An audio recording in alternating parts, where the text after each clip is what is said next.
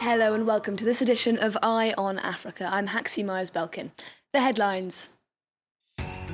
Scientists using groundbreaking imaging technology discover a secret chamber the size of a plane inside the Great Pyramid of Egypt.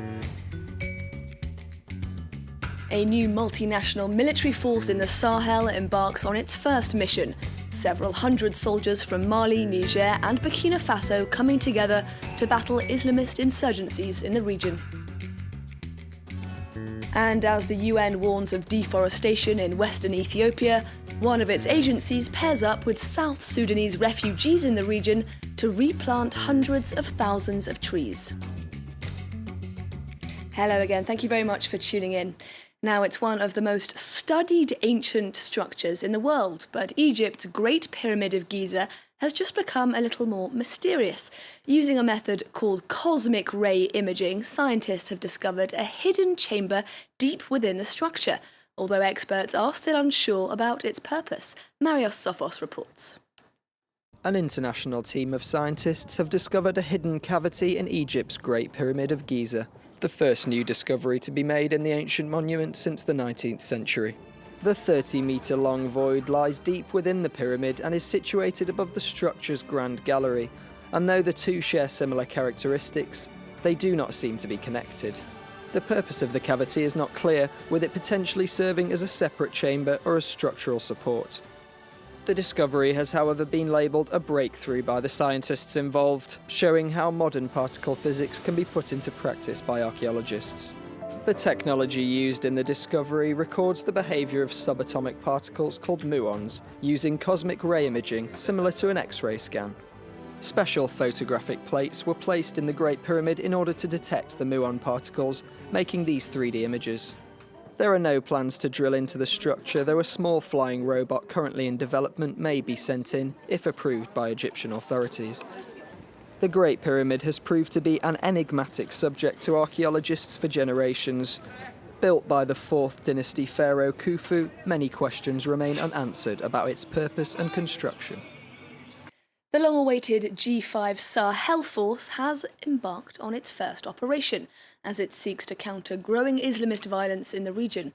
Comprised of troops from Mali, Niger, Chad, Burkina Faso and Mauritania, the force will police the Sahel alongside 4,000 French troops who've been stationed there since 2013. A major challenge now facing the force is funding. The US this week promised up to €50 million in support, but that fell short of French hopes that Washington would back direct funding from the United Nations. Just days after a repeat presidential election in Kenya was boycotted by the opposition, controversial modifications to Kenya's Electoral Act have become law. The original August election was annulled by the Supreme Court due to irregularities and mismanagement. The new amendments limit the powers of Kenya's Independent Electoral and Boundaries Commission. They also forbid the courts from annulling ballot results if an infraction of electoral law didn't substantially affect the results of the election. The president of South Sudan, Salva Kiir, has accused neighbouring Sudan of being a source of the weapons that have been fueling his country's brutal civil war. Kiir's visit to Khartoum was billed as an attempt to improve relations between the neighbouring states, but Kiir's latest announcement echoes previous claims out of Juba that Khartoum has been supporting Kiir's rival and former deputy, Riek Machar. Tens of thousands of people have been killed in South Sudan's civil war since violence erupted almost 4 years ago.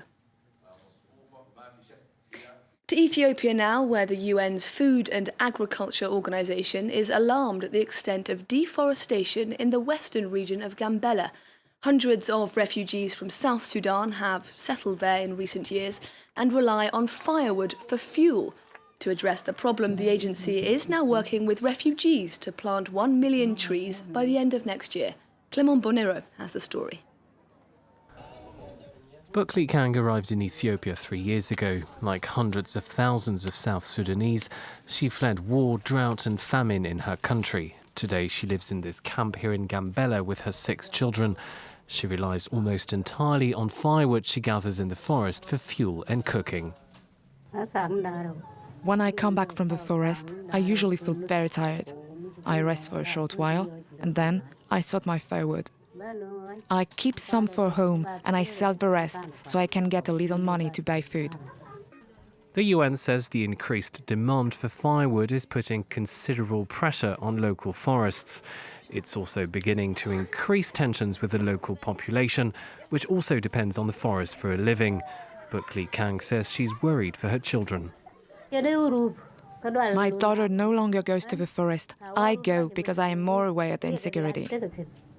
To address the issue, the UN is working hand in hand with the refugees. 1 million trees will be planted this year to fight deforestation around camps, with priority given to fast-growing trees such as eucalyptus. It is indeed crucially important that we develop a coherent strategy that enables the most vulnerable people to have access to energy and clean and efficient technologies, while fostering good practices to reduce wood fuel demand and environmental degradation. The UN says it will monitor deforestation using high-resolution satellite images. It will also distribute energy-saving clay stoves, which will cut wood consumption by up to 25%. Authorities battling an outbreak of the plague in Madagascar say that the number of new cases is gradually decreasing. The disease has so far claimed the lives of 128 people, but government decisions to close schools and ban public gatherings seem to have slowed the infection rate. Nonetheless, the Red Cross says the outbreak is still extremely dangerous. Laurent Berstecher reports. Almost every year, the plague comes knocking in Madagascar. But with over 1,500 suspected cases since August, the latest outbreak could be the worst the island has known in half a century. At this time, we have a pneumonic plague, which can be transmitted from human to human and through air. And that's the first time also that we see it at the scale in urban setting. That makes it very, very dangerous. The highly contagious disease has caused alarm as it spread to the capital, Antananarivo, and the island's second city, Tamatave. There, Doctors Without Borders set up a plague treatment center, but the organization first has to work to gain the community's trust. There are rumors that when we go to the doctor to get treated, we don't come out alive, that the doctors will kill us. But it's not true. The Red Cross recently warned that stigma associated with the plague could see the epidemic worsen, with individuals seeking treatment often being ostracized by their communities. I just want to be saved. I don't care if I become an outcast when I return. The World Health Organization has already delivered 1.2 million antibiotics to combat the disease, and the Red Cross has trained hundreds of volunteers to carry out prevention campaigns. The plague can be cured with antibiotics if the treatment is given quickly. Comic Con, a festival for fans of all things sci-fi and fantasy, has previously been held in cities including London, New York and San Diego. This year, however, it's opened its doors in the Libyan capital, Tripoli. Hundreds of young Libyans have flocked to the convention, keen to get a glimpse of their favourite superheroes and test the latest games. It's an annual festival organised throughout the world. Science fiction artists, authors, directors and even scriptwriters are invited.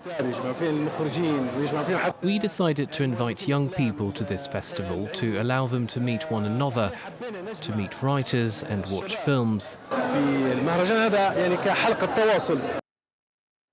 Today marks the 4th anniversary of the deaths of our colleagues Claude Vella, a sound technician, and Ghislaine Dupont, a journalist. They both worked for France 24's sister radio station Radio France International and were murdered in Kidal in northern Mali in 2013. No individuals or group has yet faced justice for their murders. Earlier this year, family and friends of both Ghislaine and Claude called on French President Emmanuel Macron to commit more resources to getting to the truth. That difficult anniversary brings us to the end of this edition of Eye on Africa. Thank you very much for watching. There's more world news and comment coming up in just a few minutes with Tom Waterhouse.